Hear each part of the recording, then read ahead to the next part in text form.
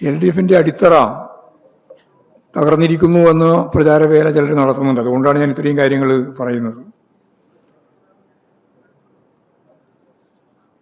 നേരത്തെ പറഞ്ഞതുപോലെ രാഷ്ട്രീയമായി പരിശോധിക്കുമ്പോൾ കാണുന്ന ജില്ലാ പഞ്ചായത്തുകളുടെ പകുതി ജില്ലാ പഞ്ചായത്തുകളിൽ ജയിക്കാൻ സാധിച്ചു എന്നുള്ളത് വളരെ പ്രധാനപ്പെട്ട കാര്യമാണ്. അത് ഞാൻ പറഞ്ഞത് LDFിൻ്റെ അടിത്തറയിൽ കാര്യമായ മാറ്റം ഒന്നും ഉണ്ടായിട്ടില്ല. ബാക്കി കാര്യങ്ങളൊക്കെ ഓരോന്നോരോന്നായിട്ട് വിശദീകരിച്ച് പരിശോധിക്കേണ്ടതാണ്. ഞങ്ങൾ ആദ്യം പറഞ്ഞതുപോലെ വർഗീയ ശക്തികളുമായി ചേർന്നുകൊണ്ടാണ് പരസ്യമായി നീക്കുപോക്കുണ്ടായിക്കൊണ്ടും രഹസ്യമായി നീക്കുപോക്കുണ്ടായിക്കൊണ്ടുമാണ് UDF മത്സരിച്ചിട്ടുള്ളത്. LDFിനെ പരാജയപ്പെടുത്താൻ BJP വോട്ടുകൾ UDFിനും തിരിച്ച് UDF വോട്ടുകൾ BJPക്കും ലഭിച്ച നിരവധി സംഭവങ്ങൾ ഇപ്പോൾ പുറത്ത് വരുന്നുണ്ട്. ഒരു ഉദാഹരണം ഞാൻ പറഞ്ഞാൽ, പറവൂർ നഗരസഭയിൽ മത്സരിച്ച CPIM കൊല്ലം ജില്ലാ സെക്രട്ടേറിയറ്റ് അംഗം സേതുമാധവൻ അവിടെ BJP സ്ഥാനാർത്ഥിയാണ് ജയിച്ചത്. ഞങ്ങൾ ജയിക്കാൻ സാധ്യതയുള്ളൊരു ഒന്നായിരുന്നു. അവിടെ UDFിന് 20 വോട്ട് മാത്രമാണ് കിട്ടിയത്. അപ്പോൾ എത്രത്തോളം വോട്ട് മാറ്റം ചെയ്യപ്പെട്ടിട്ടുണ്ട് എന്നതിന് ഏറ്റവും പ്രധാനപ്പെട്ട ഉദാഹരണമായി ഞാൻ ചൂണ്ടിക്കാണിക്കുന്നു എന്ന് മാത്രമേ ഉള്ളൂ. അപ്പോൾ ഇത്തരം പരസ്പരം സഹായിച്ച നിരവധി കാര്യങ്ങളെ നമുക്ക് മനസ്സിലാക്കാൻ സാധിക്കും. മതരാഷ്ട്രവാദം മുന്നോട്ടേക്ക് വെക്കുന്ന ശക്തികളുമായി നല്ല യോജിപ്പോടുകൂടിയാണ് UDF മത്സരിച്ചത്. ഇത്തരത്തിലുള്ള പ്രചരണങ്ങൾ യഥാർത്ഥത്തിൽ BJPയെയും സഹായിച്ചിട്ടുണ്ട് എന്നുള്ളതാണ് കാണാനാവുക. BJPക്ക് തിരുവനന്തപുരം നഗരസഭ കോർപ്പറേഷൻ ജയിക്കാനായി എന്നതൊഴിച്ചാൽ അവരെ സംബന്ധിച്ചിടത്തോളം കാര്യമായ നേട്ടങ്ങളൊന്നും ഈ തെരഞ്ഞെടുപ്പിൽ നേടുന്നതിന് വേണ്ടി സാധിച്ചില്ല എന്ന് നമുക്ക് കാണാൻ കഴിയും. കഴിഞ്ഞ സ്വയംഭരണ തെരഞ്ഞെടുപ്പിൽ പന്തളം, പാലക്കാട് മുനിസിപ്പാലിറ്റികളിലാണ് BJP ജയിച്ചിരുന്നത്. 2 മുനിസിപ്പാലിറ്റികളിൽ. ശബരിമലയുമായി ബന്ധപ്പെട്ട ഏറ്റവും പ്രധാനപ്പെട്ട ഒരു പ്രദേശം ഉൾക്കൊള്ളുന്നതാണ് ഈ പന്തളം മുനിസിപ്പാലിറ്റി. അവിടെ ഇപ്പോൾ LDF ജയിച്ചിരിക്കുകയാണ്. ശബരിമല ഉൾക്കൊള്ളുന്ന വാർഡ് ഇടതുപക്ഷ ജനാധിപത്യ മുന്നണി ജയിച്ചിരിക്കുകയാണ്. പാലക്കാട് മുനിസിപ്പാലിറ്റി BJPയുടെ ഭൂരിപക്ഷം നഷ്ടപ്പെട്ടു. LDFിന് സീറ്റ് വർദ്ധിപ്പിക്കാൻ സാധിക്കുകയും ചെയ്തു. മുനിസിപ്പാലിറ്റി മാത്രമല്ല,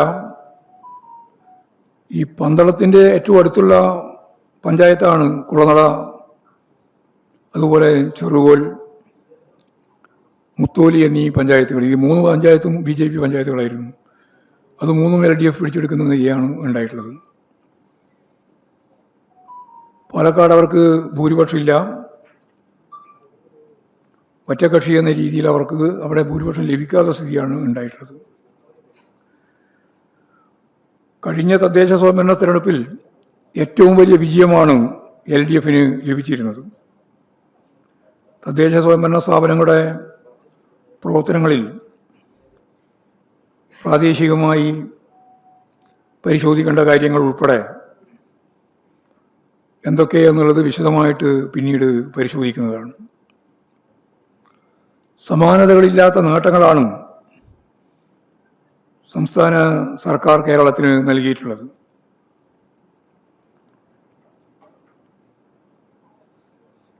എന്നാൽ ഈ നേട്ടങ്ങൾ എന്തുകൊണ്ട് തിരഞ്ഞെടുപ്പിൻ്റെ ഭാഗമായിട്ട് പ്രതിഫലിച്ചില്ല എന്ന കാര്യവും ഞാൻ നേരത്തെ പറഞ്ഞ പോലെ വിശദമായിട്ട് പരിശോധിക്കേണ്ടതാണ്.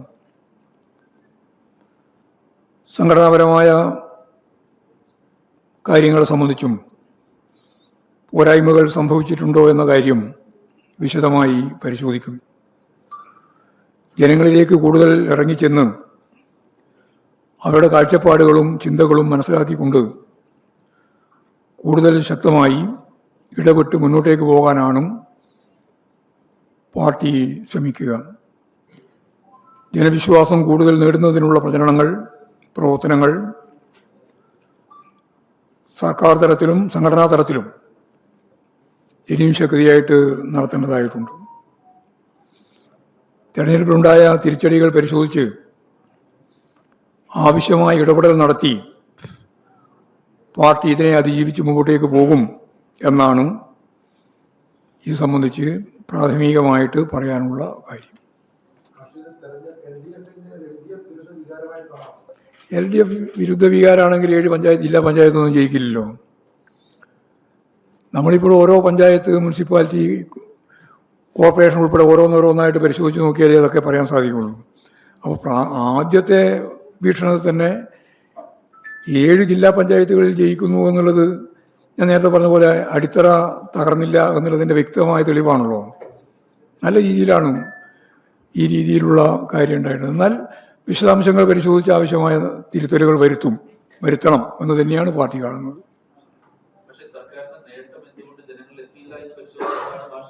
അതെ അതെ,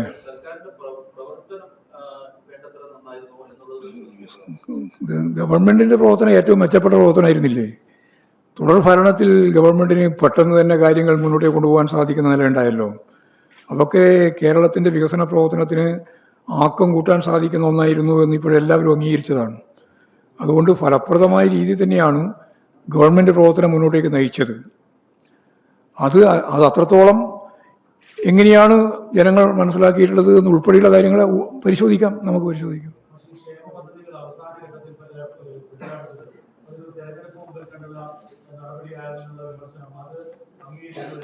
ഇല്ല, അതൊന്നും അംഗീകരിക്കുന്നതൊന്നുമല്ല. യഥാർത്ഥത്തിൽ വികസന പ്രവർത്തനങ്ങൾ മാത്രമല്ല, സേവന പ്രവർത്തനങ്ങളാണ്. സാധാരണ മനുഷ്യർക്ക് നൽകുന്ന ആശ്വാസ നടപടികളാണ്. അതൊക്കെ സ്വാഭാവികമായിട്ടും അതിൻ്റെ സാമ്പത്തിക സ്ഥിതി കൂടി വെച്ചുകൊണ്ടല്ലേ നമുക്ക് നിലപാട് സ്വീകരിക്കാനാവുള്ളൂ. അത് ജനങ്ങൾക്ക് നല്ല ധാരണയുണ്ട്. അവർക്ക് ഇന്നേ വരെ 45 ഉറുപ്പികയിൽ നിന്ന് 2000 ഉറുപ്പികയായിട്ട് പെൻഷൻ വർദ്ധിപ്പിച്ചതും സ്ത്രീ ശാക്തീകരണത്തിൻ്റെ ഭാഗമായിട്ട് സ്ത്രീകൾക്ക് വളരെ ഫലപ്രദമായ രീതിയിലുള്ള ആനുകൂല്യം പ്രഖ്യാപിച്ചതൊക്കെ പ്രകടന പത്രികയിൽ പറഞ്ഞ കാര്യം തന്നെയാണ്. പക്ഷേ അത് സാമ്പത്തിക പരാധീനത കൊണ്ടാണ് അത് നടപ്പിലാക്കാൻ പ്രയാസം വന്നത് എന്നുള്ളതും ജനങ്ങൾ കൃത്യമായിട്ട് മനസ്സിലാക്കുന്നത് തന്നെയാണ്. പക്ഷേ പന്തളത്ത് നഗരസഭ പിടിക്കാൻ കഴിഞ്ഞതും കുളനടയും മുത്തോലിയും അടുത്തുള്ള പഞ്ചായത്തുകളൊക്കെ പിടിച്ചെടുക്കാൻ കഴിഞ്ഞതൊക്കെ ശബരിമല ഇമ്പാക്ട് ഉണ്ടാക്കിയില്ല എന്ന് സ്ഥാപിക്കാൻ വേണ്ടി മാഷ് പറഞ്ഞാണ്. അല്ല, BJPയുടെ പഞ്ചായത്തുകളാണ് അതൊക്കെ. ആ പഞ്ചായത്തുകളാണ് പോയത്. മുനിസിപ്പാലിറ്റിയും പോയി, പഞ്ചായത്തും പോയി. ശബരിമലയുമായി ഏറ്റവും അടുത്ത് ബന്ധപ്പെടുന്നതാണല്ലോ പന്തളം. അത് ഞാൻ പ്രത്യേകിച്ച് പറയേണ്ട കാര്യമില്ലല്ലോ.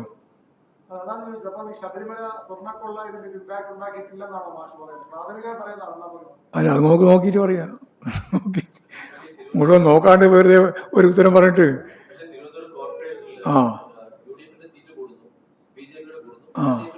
കുറയുന്നു. പരിശോധിക്കാം, വിശദമായിട്ട് പരിശോധിക്കാം.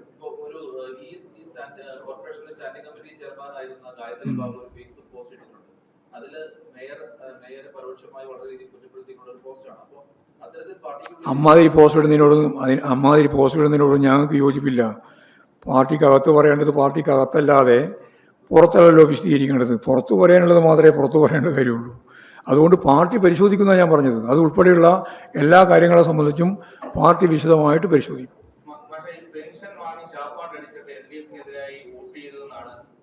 അങ്ങനെയൊന്നും പറഞ്ഞിട്ടില്ല. വെറുതെ ആവശ്യമില്ലാതെ തെറ്റിദ്ധാരണ ഉണ്ടാക്കാൻ വേണ്ടിയിട്ട് പറഞ്ഞത് മാത്രമേ നിങ്ങൾ.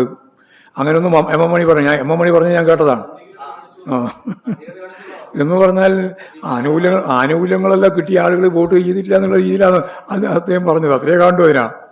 അത് വലിയ രീതിയിൽ ഫോക്കസ് ചെയ്ത് വേറൊരു വാർത്ത ഉണ്ടാക്കാൻ ശ്രമിക്കണ്ട. അദ്ദേഹത്തിൻ്റെ ഒരു സാധാരണ സ്റ്റൈലുണ്ടല്ലോ, ആ സ്റ്റൈലിൽ പറഞ്ഞതായി കണ്ടാൽ മതി.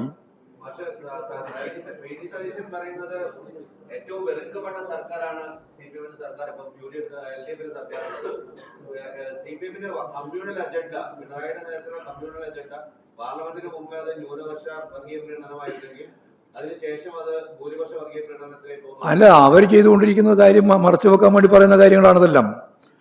UDF ചെയ്തത് വർഗീയ ശക്തികളുമായി പരസ്യമായും രഹസ്യമായും കൂട്ടുകെട്ടുണ്ടാക്കിയ ചെയ്തേ. അത് ഞാൻ ആദ്യം പറഞ്ഞിട്ടുള്ളതാണ്. ജമാഅത്തെ ഇസ്ലാമിയുമായിട്ട് ബന്ധപ്പെട്ടുണ്ടാക്കിയിട്ടുള്ള കൂട്ടുകെട്ട് അവർക്ക് 2 സീറ്റും അതുപോലെ തന്നെ വോട്ടുമൊക്കെ വർദ്ധിപ്പിക്കാൻ ഇടയാക്കും എന്നുള്ള കാര്യം ഞങ്ങൾക്ക് തർക്കമില്ല. പക്ഷേ അത് ദുരവ്യാപകമായ ഫലം ഉളവാക്കുന്ന ഒന്നായിരിക്കുമെന്നാണ് അന്നേ പറഞ്ഞത്. ഇന്നും അത് തന്നെയാണ് പറയുന്നത്. അവരതൊക്കെ ഉപയോഗിച്ചിട്ടുണ്ട്. അത് ശരിയാണ്. തിരുവനന്തപുരം നഗരസഭയിൽ BJP-ക്ക് 50 ഉണ്ട്, LDF UDF 48 ആകും.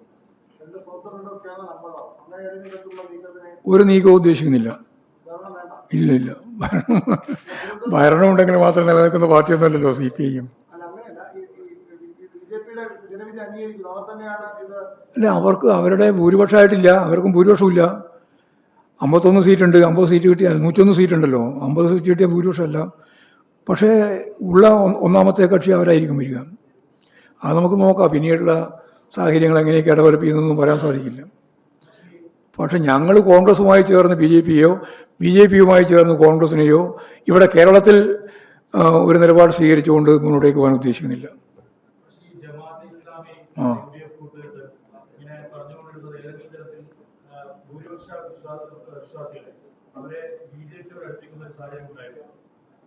അല്ല, BJP-ന്റെ സ്ഥിതി മോശമാകുക ഇത്. നിങ്ങൾ BJP-നെ പറ്റി ഇവിടെ ഒഴിച്ചു നിർത്തിയാൽ ഒരു ജില്ലാ പഞ്ചായത്തിലാണ് അവരാകെ ജയിച്ചത്, ഒരു ജില്ലാ പഞ്ചായത്ത് സീറ്റ്. BJP വലിയ രീതിയിൽ ഡെവലപ്പ് ചെയ്തിരിക്കുന്നു എന്ന് പറയുന്നതിലൊന്നും കാര്യമില്ല. കോർപ്പറേഷനിലാണ് അവർക്ക് കേന്ദ്രീകരിച്ച് നിൽക്കാൻ സാധിച്ചത്. ബാക്കി കേരളത്തിലുടനീളം അവരാഗ്രഹിച്ചതുപോലെ മുന്നോട്ടേക്ക് പോയിട്ടില്ല എന്നുള്ളതാണ് സത്യം. അത് കണക്കൊക്കെ വരുമ്പോൾ നിങ്ങൾക്ക് മനസ്സിലാവും, പൂർണ്ണമായിട്ട് മനസ്സിലാവും. അതാ ഞാൻ പറഞ്ഞത്, ഒരു ജില്ലാ പഞ്ചായത്ത് മെമ്പറാണ് അവർക്ക് ആകെയുള്ളത് BJP-ക്ക്.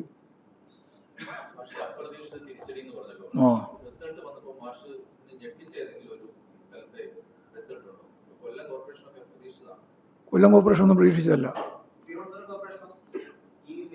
തിരുവനന്തപുരം കോർപ്പറേഷനിൽ നല്ല ഫൈറ്റാണെന്നുള്ളത് ആദ്യം തന്നെ നമുക്ക് നല്ല ധാരണയുണ്ട്.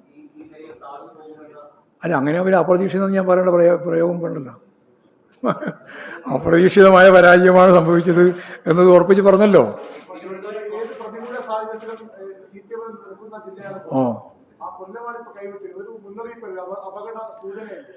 അല്ല, എന്തെല്ലാം അപകടങ്ങളുണ്ടോ അതൊക്കെ പരിശോധിച്ച് ആവശ്യമായ നിലപാട് സ്വീകരിച്ചുകൊണ്ട് പാർട്ടി മുമ്പോട്ടേക്ക് പോകും. ഏതെങ്കിലും ഒരു പ്രാവശ്യം തോറ്റാൽ എല്ലാം തോറ്റു എന്നോ ഒരു പ്രാവശ്യം ജയിച്ചാൽ എല്ലാം ജയിച്ചു എന്നോ കണക്കാക്കേണ്ടതില്ല എന്നുള്ളതൊരു സാമാന്യ നിയമമല്ലേ. ഇടതുപക്ഷ തിരുത്താനൊക്കെ സമയമുണ്ട്. ഞങ്ങൾക്ക് ആ തിരുത്താൻ, അതല്ലേ ഞാൻ പറഞ്ഞത്. അതിന് തൊട്ടടുത്ത് നടന്ന തെരഞ്ഞെടുപ്പിൽ 68 സീറ്റ് കിട്ടിയല്ലോ 2010. 2 സീറ്റിൽ 1400 വോട്ടിൻ്റെ വ്യത്യാസത്തിനാണ് ഭരണം തന്നെ പോയത്. ശരി, നമുക്ക് നോക്കാം. നമുക്ക് നല്ല രീതിയിൽ ഞങ്ങൾ ഇതിൻ്റെ എല്ലാ അനുഭവത്തിൻ്റെ വെളിച്ചത്തിൽ ആവശ്യമായ തിരുത്തൽ വരുത്തി ഇടതുപക്ഷ ജനാധിപത്യ മുന്നണി അടുത്ത അസംബ്ലി തെരഞ്ഞെടുപ്പിൽ വളരെ ഫലപ്രദമായ രീതിയിൽ മുന്നോട്ടേക്ക് പോവുക തന്നെ ചെയ്യും. അതാണ് പറയാനുള്ളത്.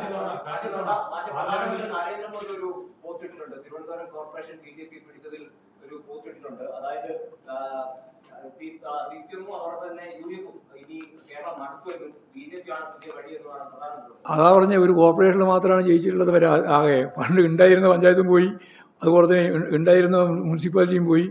ആകെ ഒരു ജില്ലാ പഞ്ചായത്തിലാണ് കേരളത്തിലുടനീളം ജയിച്ചത്. ഇമാതിരിയുള്ള വിശദീകരണങ്ങളാണ് ഇവർ നടത്തിക്കൊണ്ടിരിക്കുക. അത്ര കണ്ടാൽ മതി. അത് സംബന്ധിച്ച് വിശദമായ വിവരം വരുമല്ലോ, അപ്പോൾ നമുക്ക് നോക്കാം.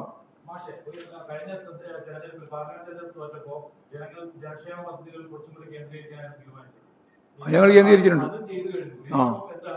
നോക്കാം, നമുക്ക് കണ്ടുപിടിക്കാം വഴി എന്തൊക്കെയാണ്.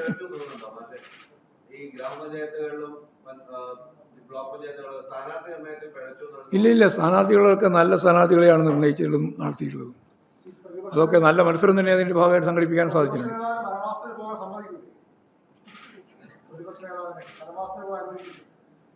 അല്ല, വനവാസത്തിലേക്ക് ആരെങ്കിലും, ഏതെങ്കിലും രാഷ്ട്രീയ നേതാവ് വനവാസത്തിലേക്ക് പോകണമെന്ന് ഏതെങ്കിലും രാഷ്ട്രീയ പാർട്ടിക്കാർ സമ്മതിക്കാറുണ്ടോ? പറയാറില്ല. പറയുന്നവരാണെങ്കിൽ അവർക്ക് രാഷ്ട്രീയമില്ല എന്ന് മാത്രം കണ്ടാൽ മതി. ശരി.